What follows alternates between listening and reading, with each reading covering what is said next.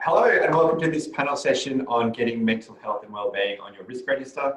My name is Atkin. I'm the Group Risk and Compliance Manager at Integral Diagnostics and the President of the Victorian chapter of the RMIA, and I'm really pleased to be moderating the discussion today.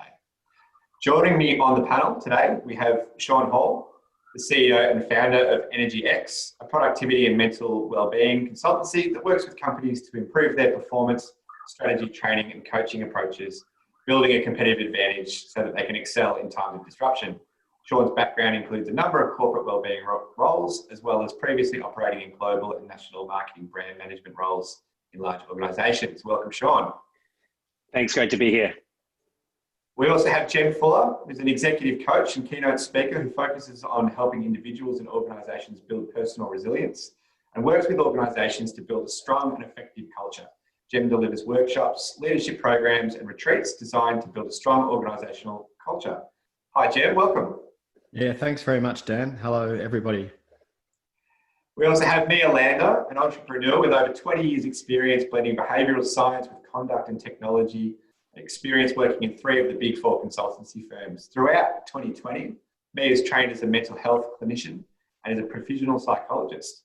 Mia has been delivering therapy to emotionally dysregulated and at-risk populations and has a unique perspective on the risks faced in our new COVID normal.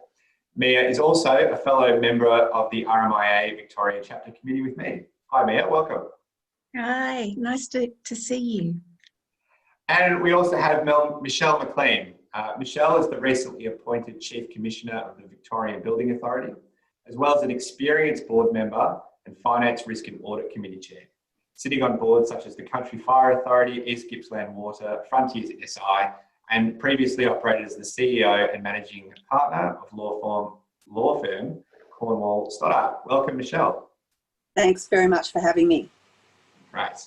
Well, thanks guys. Really excited to have you all here.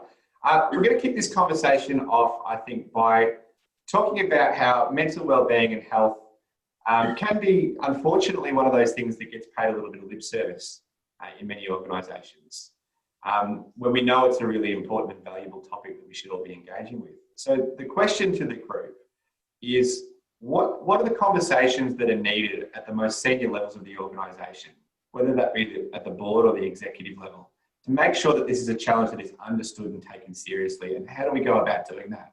I'll open it up to the group to discuss. Well, I'm happy to kick off, Dan. I certainly think that in this recent period of COVID, the mental health aspects can't be underestimated at all. I think you've got people working in the environment, and I know we just had recently the Are You OK Day, but I think that that's not, having a recognised day is probably not enough. I think that it's been a real challenge to keep everybody engaged and able to have their receptors up to make sure that everybody is okay. And I certainly have come across on more than one occasion in the last sort of 7 months where people are not okay. And I think that directors are probably somewhat isolated from it. And I think that the people and culture committees in board environments need to have it really as their top agenda item right now. Yeah, brilliant, Michelle. Couldn't agree more. Mia? Yeah, I agree, Michelle. One of the things that I think has been quite unique working in mental health this year has been the amount of people that have said to me, Mia, I don't know what's wrong with me, as if it's something brand new. And the thing is that, you know, baseline levels of arousal in people who normally would, you know, have something go wrong and be able to bounce back are higher. So people have lost their jobs or are worried about job insecurity. Baseline arousal goes up. They watch the television, get all the bad news. Baseline arousal goes up. Then you have something happen like, I don't know, you maybe Zoom's not working that day at work, or you're worried that, you know, your boss thinks you're not productive. Baseline arousal goes up, and then before you know it, you're not sleeping, you're not eating properly, and you're thinking, your cognitive processes, literally the blood is rushing out of your brain and moving into your arms and legs because you're acting as if there's real danger. And so the impact to that on decision making, on being able to manage stress, it's one of the things that's bugged me actually throughout 2020 is watching the amount of people saying, think positive, be happy. Well, if it was as simple as that, you wouldn't have seen a 50% increase in demand on mental health services this year. And that is across the population. It's not just people with mental illness that are calling up for help, it's everyone. Brilliant points, Mia. And look, I'll put my hand up and say I've certainly had moments that I've really struggled with this year, as I'm sure everyone on this panel has. Couldn't agree more. Mia, I'm interested, I suppose, just with the work that you do and the visibility of the challenges that you're seeing, what are some of the common things that are cropping up that you're seeing more of in terms of people's ability to cope with those sorts of challenges? So it's manifesting itself in several different ways. One is emotional dysregulation. That is, people are more aggressive by nature. And you can see it every time you put the telly on. Or like you'll see today, today Victoria has, shops are open for the very first time. And what has everyone done? They've gone rushing there and people are really aggressive with one another. So that's one thing, emotional dysregulation. The other thing I'm seeing is that people are got a lot more anxiety, and that's manifesting with a lack of sleep, which in turn affects anxiety. Like it's just this sort of cycle that's going on, and their decision-making ability is impaired. And the third thing is their interpersonal relationships, that is with their family, with their children, with their co-workers, with their boss, that's being affected. And so offices are starting to open up. People can go into the office with appropriate social distancing, but employees don't really trust what they're hearing. So how do they know that the office is clean? How do they know that there's been deep cleaning? And that manifests itself with stress claims. So it's worse financially, but also I guess it's ethically the right thing to do to, check through these risks. Yeah, spot on. Sean, interested in your views, mate, particularly in terms of how does that then flow through into the organisation in terms of our ability to be productive and to continue to operate at the high levels that we're expected to operate at? Well, picking up exactly what Mia said is I took the opportunity whenever I was doing a virtual workshop this year to ask some questions around people's emotional state on the spectrum from being in fear all the way up to being in flow. And what we found was that 82% of people were in an emotional state that that would be negatively impacting both their productivity and their creativity.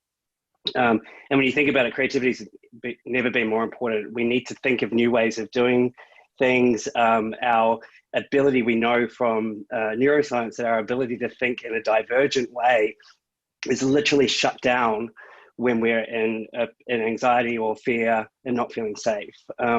And I really pick up again on what Mia was saying there too. One of my favorite sayings that I've been sharing is the opposite of stress. And I've stolen this from another Kiwi, Dr. Libby Weaver, who's a biochemist. And she says that the opposite of stress is trust. And if we can work out what we need to trust, who we need to trust, and often that's trusting ourselves, and that return to work journey is a great way to sort of lay that out, is map that out and go, who do I need to trust in order to reduce my stress levels? And so, and I also think I'm just a big fan of you already, Mia. So because when we think about the way in which the type of work that we all do as well, essentially when we think about talent, we buy brains. We don't buy biceps, and so if those brains aren't working, they're not lit up. And if all the blood's flowing out of those brains, then our ability to deliver work that we're proud of, to be nice to each other, to collaborate, all of those things are negatively impacted. Jem, I'm sure you've had a similar views or similar insights to what Sean's gone through in your work, but I'm really interested, I guess, from your perspective in what sort of impact, given everything that we've just discussed, does effective leadership and mindful leadership and being conscious of this sort of stuff in the way that we work with our teams, what sort of impact does that have if it's not considering these factors? And what are some of the things that we really need to keep in mind in terms of factoring that in, particularly as people start to come back into the office? Yeah, absolutely. And for me, something else that's been evident through 2020 is that leaders that had already been investing in their own development in terms of being more conscious and more mindful leaders and building cultures that were aligned in that way have actually traveled through the hardships of this year better than organisations that hadn't. And I think also there's an opportunity this year. Unfortunately, we couldn't encourage people to engage in this preventatively. And I think that's something that we all share, is we can see the benefits of looking after our mental health and looking after our environments in terms of people feeling safe and belonging and all that sort of stuff. We could see that, but it has been a hard thing to sell because it's hard to measure. And if you can't measure it and show some immediate ROI, then organizations are less likely to take it on. But a couple of things have happened this year. One, everyone's been forced, and I think the results are going to keep coming in the next few months, forced to accept that we are vulnerable and that our mental well-being and our resilience is really, really important, because it's, everyone's being affected by it. But also some of my executive clients are personally being affected by it. They're personally struggling. Their children have been struggling, and it's come right home for them. So I think this is a really golden opportunity now for us to say, see, this is what we're talking about, and we need to get some things over the line now. So if I was a risk manager, and happened to be one, and I was looking to, pitch this to my senior management team, my executive and my board, and I wanted to get this maybe it already is on the risk register, maybe it's not as well thought out as it could be, but I'm wanting to pitch this idea to the organisation that this is a real challenge, that it has consequences or it has impacts for us to not address this that flow through to all parts of our organisation, but there's also things that we can do about it. Again, just opening this up to the group, what are some of the key messages that I as a risk manager should be thinking about in trying to explain and, I guess, really sell the value of this to those key stakeholder groups? Well, certainly from a board perspective, I think that there's always an element of fear that sort of resonates around a director being on the hook. And so I think that if a director thinks that they're going to be held directly accountable for, in Victoria, we have just introduced industrial manslaughter legislation. I mean, if somebody's not, he's being bullied and takes their own life and nobody has really dealt with that, all of those sorts of things, I think, are enough to basically get the attention of any director. And I think that what gets measured gets done. And I think that if you start putting those sorts of things in front of your people and culture committee, and you've got a level of complaints, you've got people going to, whether it's an EAP program, an employee assistance program, and you're getting feedback through those things, I think they're the sorts of things that you need to be sending up to directors so that they feel like that this is a valued concept, and people will start addressing it, because nobody wants to be at the top of the tree and responsible for somebody's demise. Spot on, Michelle. I think the ability to engage with the board, probably even more so than senior management. I think, as we've discussed before, what gets measured by the board gets done is really important, having that clear communication. And in particular, what's the consequence of not doing it? What's the value of doing it well? And how do we measure it? The great points that you've raised. Mia? Yes, I think also one thing that hasn't been considered is what this does to customers. And so for boards, revenue and not appearing in the next Financial Services Royal Commission, like headline would be useful. So customers are vulnerable, and that's even harder to measure than employee, because there's a proportion of customers who are not responding to organisations, who cannot pay their bills at the moment, and that is a real problem. So identifying vulnerabilities in people when they're not telling you. So I saw the domestic violence thing that went out there, which is admirable, it's awesome. But if you're in the middle of a domestic violence situation, you're not necessarily going to tell a person at the energy company or your bank that you're in the middle of it, because you're actually in your home environment. So looking at vulnerabilities across humans is the issue, not just employees, but customers as well, and how you interact with them. That makes financial sense, and also from a risk point of view for claims and all sorts of future cases, I think that's been underestimated in this. Absolutely. I think it's going to be a long time before we fully understand the impact of everything that we've dealt with this year. Sean, following on from Mia's point, and particularly focusing around the good sense that those things make, what are some of the ways in your role that you might talk to an executive or a manager of a team or a division about the benefits that they get at that level from getting this right within their teams? Yeah, it's a great question. And I think that one of the things that I think is an opportunity here, and we need to sort of perhaps shift this as a reframe from seeing this as a problem to actually a performance opportunity. So we've, for instance, been looking at the language I guess we've been using is around capacity and innovation. And so if we come back to the risk conversation, I'd say I'd be asking how much of what you've promised to your board, to your shareholders, to your customers, to your employees relies on your people thinking differently. So from an innovation point of view, like whether that's new ways of working or inventing new products, and how much of that requires them having the capacity to actually deliver what you've promised. And I think that these are the conversations, I think if we shift it to that and stop freaking people out so much, whilst I think it's still great that we've got that accountability around, say, the legislative approach as well. I think that people are, especially in this time, I think tonally, people are really tired of the negative side of things, and we want to give them something positive to move towards. And so I think when you have that conversation around how much have you promised, and then you're thinking about how do I protect the value that we've already got in the company, and how do I actually protect or support new value to be created, then we start to think about the benefits of our mental capacity, our ability to think differently, our ability to interact with each other, to come up with new ideas, all of those things, or even to learn and adapt, which I think we're all being forced to do right now as well. And I know it's funny that the World Economic Forum actually just released their new set of emerging skills for 2025, and resilience has made its first appearance, and stress tolerance.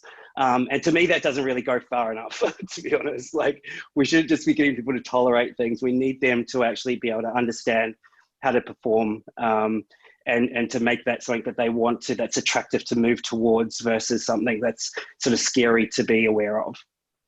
It's a great point, and really interesting. I think, from a risk practitioner's point of view, the idea of resilience, I think, it works best when it's not framed just as your ability to cope, but it's your ability to adapt and bounce forward, not bounce back to that position you were at, but to be able to move forward. So it's a good segue, I think, to you, Jem. I know you've done a lot of work recently in the resilience space. So I think, following on from Sean's comments, I'd be really keen to understand, what are you seeing in terms of the difference it's making to people, even on an individual level, when we start to build that resilience, or strengthen our ability to have resilience or capacity, or however we want to describe it, at that individual level, for our ability to not just deal with what we're dealing with, but actually become more productive, or get back to a level that we thought maybe we were at once, but we've struggled through. Yeah, look, it's the upshot for me is that it's doable. When we shift our focus to working on resilience and improving our ability to not only bounce back, but in some cases to thrive through adversity, it's something that's doable, which is heartening. It's, funnily enough, I was asked last year by a client to put together an online resilience course over a 6-month period, and that launched, as you know, Dan, just before COVID came, and then COVID came. So the timing was quite interesting. And I've got some rudimentary measures in there. We were talking about measurement before, and there are companies out there that have put a lot of time, effort, and energy into how can we measure things like a sense of well-being or resilience And we're getting pretty good at it, which is good, because if the board wants to see measurements and stuff that they can measure, we're starting to get there, which is great. And so over a period of time, measuring someone's sense of well-being prior to working on their mindset, their mindfulness ability, making sure that they're moving their body, making sure that they're doing some basic things that help their resilience, measuring it prior to the work, and then 6 months after, making it a focus, the results are all there. So people can actually improve their personal resilience, which is a slightly different thing to an organizational resilience, which is set up in the structures and the systems and the environment around the individual. But certainly on an individual level, we can make a difference. And the people that I've been working with through this year, the changes have been remarkable and very necessary. So it's good news on that. I think great points. And I think to Sean's point as well, I think you were making this point as well, Sean, is that it is though that personal resilience that is a key ingredient to our organisational resilience. And I think, again, personally from my own experience, that's not necessarily a connection that's always as clear within organisations, but one that I think as the risk practitioners, as the people and culture practitioners, and through the committees like Michelle's talking about, that we've got a real role to play in strengthening the visibility of those connections across. Dan, just on that, I think prior to this year, it was quite a common adage for a senior leader to say, our people are our greatest asset, but it was almost like a throwaway line. It was something that was said to try and appease. And I think now leaders are saying it and meaning it. They're like, oh, wow, our people are our most valuable asset, really, because they've been falling over and we've all been struggling understandably this year. So again, hopefully, if there are any positives to come out of 2020, is that our organisations take our people even more seriously now in terms of investing in them. I think that's a really great point, Jem. I certainly am aware that a number of the organisations that I'm involved in, people, as much as people are obviously hurting through this whole process, being locked up and so forth, some people are actually pleased that it's been an opportunity for them to be able to demonstrate their value and not feel like they need to be seen in the office from 8 in the morning until 6 in the evening, that they actually can be considered a valuable resource, out of sight, out of mind sort of thing, but able to still deliver. And certainly I would say a lot of surveys have come back saying, don't want to come back to the office, don't want to spend time commuting, 2 hours back and forwards and sitting on crowded trains, because of course that journey can take its toll on somebody's well-being as well. So if we can have some sort of hybrid, yes, it'd be nice to have everybody back in one place and feeling like you can build those bonds, because that's how trust, going to your comment on the opposite of stress is trust. It's hard to build trust in a virtual sense, but I think that if people can have a hybrid and be able to do some work from home or wherever they want to be, if they want to be sitting in the park because that gets their creative juices flowing, so be it. So for once, I think we will measure people's productivity and their output rather than actually, the billable hours, so to speak. Yeah, that's such a good point, Michelle. Sorry, Sean, you go. I was just going to pick up on both of you, to be honest. So about the measurement aspects, they're so important, right? So I think if this is going to be taken seriously, we need to have the same inputs into making those decisions around risk that you do for other areas that you'll be looking at, whether it's brand and reputation, capital, legal, whatever those other risks might be. And so this has been a really interesting journey for myself, because I'm like traditionally more of a strategy person, but I'm not I've never really been a CFO, sort of hung out with the CFOs, let's put it that way. So, and so we've worked really hard to develop a couple of different ways to make sure that we're measuring and providing the right sort of data to our clients that allow them to feel safe around the decisions that they're making and the investment that they're making, but also to hold us accountable to delivering a return on investment for that. And we developed a capacity assessment, essentially, and that's been endorsed by the University of Sydney Business School and the School of Psychology. And that helps us work out what's impacting or diminishing people's capacity right now, what and what are the micro skills that they need to learn in order to get to the capacity that they see as full capacity for them. And then that has then become a benchmark as well that we've set. So we now know, for instance, that the top 20% of talent, and this is where I think we're looking and moving towards in terms of high potential talent too. High potential talent has high capacity, and these people will say that they've got enough energy 81% of the time, whereas the average person only says 53%. You know, and that's a 42% performance advantage. So when we think about that, that's 5 extra days or a fortnight that someone is at their best, delivering great work, being nice to their colleagues, you know, thinking well, not being foggy in their brain. And then the other benchmark we've created is one around innovation, using a positive psychology tool, where we've looked at those behaviors that drive creative outcomes, and we've created an index around that as well. And so we can measure an organization, see where they're at an individual level, right through to a team or aggregate level, and then we can shift them in very precise capability program towards those high performance benchmarks. Yeah, both of those go together so well in terms of, Michelle, what you were saying, and Sean, what you were saying. They just complement each other. I was listening to an interview with the founding director of WordPress, which is the world's largest web hosting organization, very successful organization, and they've had a distributed workforce for years now. They don't call it remote, they call it distributed. And Michelle, to your point, they remunerate people, or at least measure people on their output, not on their input. It's not how many hours you clock on and clock off for. And Sean, like what you're saying, it's because you might be somebody that works at your best between 5 and 8 a.m. or you might be somebody who works at your best between 7 and 10 p.m. It doesn't matter.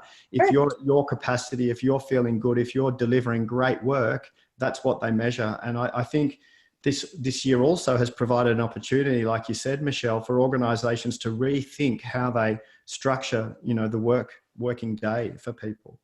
It's interesting. That is, sorry, Mia, but one thing that's also presented itself, which I think is fantastic, is that it's opened up the talent pool.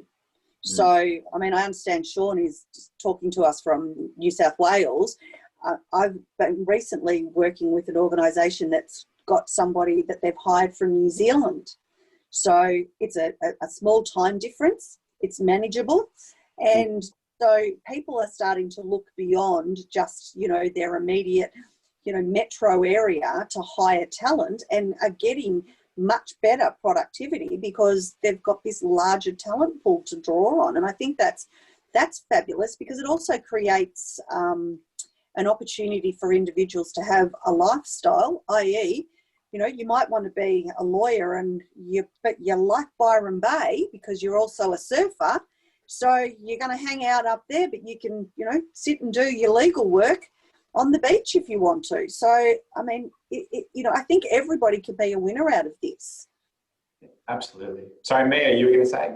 Well, I was going to say, one of the things that I've been doing when I've been working with clients this year, patients that is talking to them about building a bank of pleasurable experiences, positive experiences. And if you think about it, it kind of segues into what Michelle was saying. I've got clients that have up and moved, you know, to the country or other places, because it doesn't really matter where they're working. In fact, I've got one client that moved to Darwin, and the internet's great, so nobody's known that they've moved. Like, it just means they're in the areas they want to be and doing things that they want to do, because that's actually part of the antidote, is to have, you know, pleasurable things around you. And, you know, let's face it, sitting in a traffic jam for an hour every day each way wasn't fun.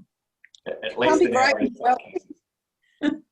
Look, I think this has been a brilliant discussion. I think we're all in furious agreement that getting this right has a really tangible, positive impact, both on people at an individual level, but also within our organisations. I think we're absolutely in agreement that there's a real risk. You know, if you think back to risk being that effective uncertainty and objectives, there's a challenge there that if we don't get this right, there's a negative outcome. And I think one of the things that we've just talked about again, which again I think we're in agreement, is that being able to measure this and explain it is a really key metric to getting it understood and getting some action within the organisation. But I'd love to maybe just spend another minute before we finish up. Sorry, could I say something though, Daniel? Certainly. What the biggest challenge is going to be that people, and particularly people of a certain vintage, will be actually wanting to go back to the old way that they work. And that is going to be the biggest risk for organisations, because those people tend to be decision makers and or influencers. So if they don't lead, as in be positive role models, that is going to be detrimental, I think, because people are going to feel like they've embraced all of this change, they've made it work, they've taken the good with the bad, and to think that they're just going to go back and be in the office and do everything the way they used to do it will be terribly unfair. So I think directors and major stakeholders, shareholders, have got to be really mindful that nobody wants to go back. Couldn't agree more, Michelle. So I guess the segue I'd like to throw to before we, to spend a couple of minutes before we finish up is, again, if you could think about putting yourself in the shoes again of the risk practitioner, what are some of the key things, the key tools, messages, strategies that we might consider, sharing with our audience about how do we get that, keep that momentum, take the good, keep the good that we've taken with the bad, as Michelle says, and how do we sell that message internally that a lot of those long-held assumptions have been well and truly challenged, and there is an opportunity to move forward in a new way. But to do that well, I really strongly believe that it's not necessarily always or only the risk manager's job to sell that message, but there's a really important role for someone in that position to play to help get that conversation going internally. So advice from the panel, what would you recommend to somebody wanting to advocate for those sorts of things and get that message across in their organisation? Well, I think that risk manager, obviously every strategy has an element of risk. I mean, we're listening in Victoria to, do we lock down for even longer, to do elimination? Obviously the risk to that is that it damages the economy. So every strategy has an element of risk to it. So I think for a risk manager, they need to be looking at whatever the people and culture strategy is and then unpacking that. So if that means we're going to continue with people working from home, that might be, as I said, on the whole, that's a great thing, but what are the risks associated with doing that? Obviously, mental health, not being able to engage with people, all of the, the water cooler discussions not happening, talking about the creative thinking that Sean was talking about, the capacity and the innovation might be stifled. So they're risks. So you need to put processes and things in place to make sure, how are we going to replace those sort of tacit knowledge sharing opportunities? There's got to be other ways. And then you have to think about, there's a whole host of risks, I think, just from even a confidentiality point of view. So at this point in time, everybody has just sort of packed up their bags, rushed home, set up office, and we're just doing our bit at the moment. We're just basically soldiering on, but nobody's really thinking about confidentiality. And I can tell you, I've got kids running around behind me. I have a husband that's in and out. I've got the paper on the floor that the dog's sort of, picking up and carrying off to another room. And you've got to think to yourself, where is the confidentiality? I mean, you're in a board meeting and all and sundry can hear it. So I think that's probably one very big risk that nobody has really put a lot of attention on thus far, partly because there's probably not a solution right now. No, great point, Michelle. Guys, look, we're nearly out of time. Jem, I'll throw it to you, but maybe if we could just have one or two more points each on where we think it should go from here, Jem. Yeah, Dan, if I was a risk manager and I wanted to get a strategy across the line, I wanted the board to sign off on a strategy to invest a certain amount of money in our people's well-being and mental health. If that was what I was trying to do, I'd want to be going to them with some measurements, with some metrics and saying, look, guys, if we don't do this, this is what it's going to cost us. And when you listen to people like Sean, those metrics are available. We can measure this kind of stuff now. There is data that we can go to them and say, if we don't look after our people in this way, like we never have before, this is the risk. And it's happened. Look at this year. Go and measure. And Mia was saying about the mental health that has been measured this year already. So the data's there. Present the data, put a good case across, and get it over the line, and let's invest in our people's mental well-being. Brilliant points, Jem. Sean? Echoing all of that, I think there's the costs of this is really important. Like one of the things that we built last year was a productivity cost calculator to help translate all the macro data that you see out there from Deloitte and all that doesn't make sense to any company individually. So we translated that where you just input the number of individual contributors, their average salary, the number of leaders and their average salary, and it spits out a cost to the business. So you can put that in your business case. What we found on average is that there's 41 days lost per employee. And that's a lot, right? And that's a lot when you think about that as well. So I think bringing all of those different data sources, the same way that you would approach every other business case, every other risk case, is really important there.